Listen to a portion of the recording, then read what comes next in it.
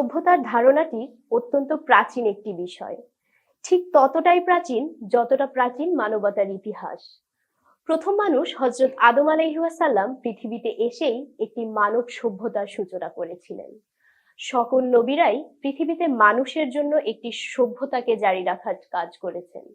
বিশ্বনবী মুস্তাফা সাল্লাল্লাহু আলাইহি ওয়াসাল্লাম জাহেলি আধারের বুক থেকে মদিনাকে কেন্দ্র করে নতুন এক সভ্যতার উত্থান করেছিলেন। এক কথায় বলতে গেলে মানবতার ইতিহাস এবং সভ্যতার অগ্রযাত্রা পরস্পর সমান্তরাল বিষয়। মূলত মানুষ ও সভ্যতা একই সূত্রে গাঁথা। সভ্যতাকে জানতে হলে জানতে হয় মানুষকে। আবার মানুষের টিকে থাকার জন্যই প্রয়োজন হয় সভ্যতার। ইসলামের ক্ষেত্রে সময়ের সাথে স্থানের, মহাবিশ্বের সাথে মানুষের, বস্তুগত বিষয়ের সাথে আধ্যাত্মিক বিষয়ের, ইলাহি ওহির সাথে বিজ্ঞান ও অন্যান্য বিষয়ের সমন্বয় সাধন করে সবকিছুকে পরিগ্রহকারী একটি অবস্থা হিসেবে সভ্যতাকে সংজ্ঞায়ন করে। ইসলামী সভ্যতার পতন ও অন্যান্য ঘটনার পরিপ্রেক্ষিতে বদলে যাওয়া পৃথিবীতে বদলে গিয়েছে সভ্যতার ধারণাও। জায়গা করে নিয়েছে জাতিরাষ্ট্র। কিন্তু জাতিরাষ্ট্র কি হয়ে উঠতে পেরেছে পূর্ণাঙ্গ সভ্যতা? পারেনি। কেননা সভ্যতা অত্যন্ত বিস্তৃত একটি ধারণা। সভ্যতা মানে কেবল স্থাপনা নয়।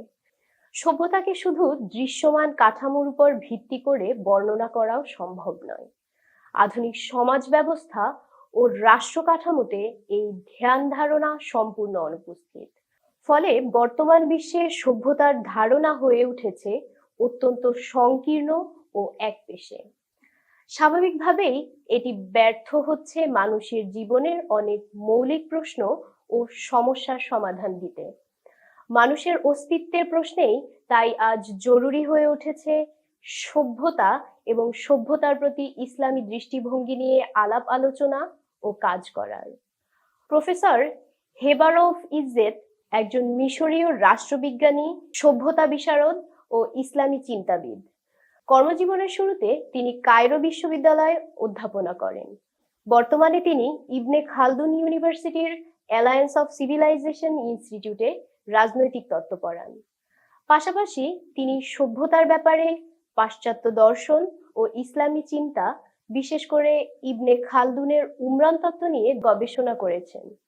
একই সাথে প্রাচ্য ও পাশ্চাত্যের বিভিন্ন দেশে অধ্যাপনা ও গবেষণার সাথে দীর্ঘদিন যুক্ত থাকার কারণে বর্তমান দুনিয়া এ সময়ের তারুণ্যের সমস্যা ও চাহিদাকে পাঠ করতে পেরেছেন অন্তর্চক্ষু দিয়ে। সেই অনুধাবন স্পষ্ট হয়ে ওঠে তার আলোচনা ও বক্তব্য সমূহে। ইসলাম ও সভ্যতা বইটি মূলত প্রফেসর হেবারফ ইজ্জেতের কয়েকটি গুরুত্বপূর্ণ সেমিনার প্রবন্ধেরই সংকলন। এর মধ্যে প্রথম প্রবন্ধটিতে তিনি সভ্যতার প্রতি ইসলামী দৃষ্টিভঙ্গি তুলে ধরেছেন মোট 9টি পরিভাষার উপর ভিত্তি করে। এর মধ্যে দিয়ে তিনি সময়, স্থান, মানুষের সৃষ্টিতত্ত্বের মতো মৌলিক বিষয়সমূহের ব্যাপারে ইসলামের দৃষ্টিভঙ্গি নিয়ে আলাপ করেছেন। পরিষ্কার ভাষায় আলোচনা করেছেন আল উমরান নামক পরিভাষা নিয়েও। এটি সভ্যতা সম্পর্কে মৌলিক প্রশ্নগুলোর খুব পরিমিত কিন্তু অকাট্য জবাব তুলে ধরবে আমাদের সামনে। দ্বিতীয় প্রবন্ধটিতে তিনি সমাজ ও সভ্যতার ক্ষেত্রে ইবনে খালদুনের চিন্তা দর্শন নিয়েও বিস্তারিত আলোচনা করেছেন। আমরা জানি এ যাবৎকালে মানবতার সভ্যতা সম্পর্কে সবচেয়ে সামগ্রিক দৃষ্টিভঙ্গি প্রদান করেছেন ইবনে খালদুন। প্রতি যুগেই সভ্যতার প্রয়োজনে ইবনে খালদুন হয়ে ওঠেন প্রাসঙ্গিক, যার তুলনায় আধুনিক সমাজতত্ত্ব ও সভ্যতার ধারণা অনেক বেশি সংকীর্ণ। সেক্ষেত্রে মানবতাকে একটি সভ্যতা উপহার দেওয়ার স্বপ্ন যারা দেখেন, স্বাভাবিকভাবেই তাদের ইবনে খালদুনের কাছে ধর্ণা দিতে হয়। হেবারফ ইজ্জেত তার এই প্রবন্ধে সংক্ষেপে গোত্রভিত্তিক রাষ্ট্রের বৈশিষ্ট্য এবং ইবনে খালদুনের শহর ও নগরের ধারণা তুলে ধরেছেন। এই শহর ও নগরের ধারণার সাথে আজকের সিটির ধারণার আকাশ পাতাল পার্থক্য, সে বিষয়টিও উঠে এসেছে। সর্বশেষ প্রবন্ধটিতে বর্তমান সময়ে মানুষের মৌলিক যে সংকট, অস্তিত্বের সংকট, এটি নিয়ে আলোচনা করেছেন। বর্তমান সময়কে তিনি উল্লেখ করেছেন স্বাভাবিকতা উত্তর সময় হিসেবে। এই সময়ের যে সূক্ষ্ম সূক্ষ্ম সমস্যাগুলো, এগুলো নিয়ে খুব নিখুঁতভাবে আলোচনা করেছেন।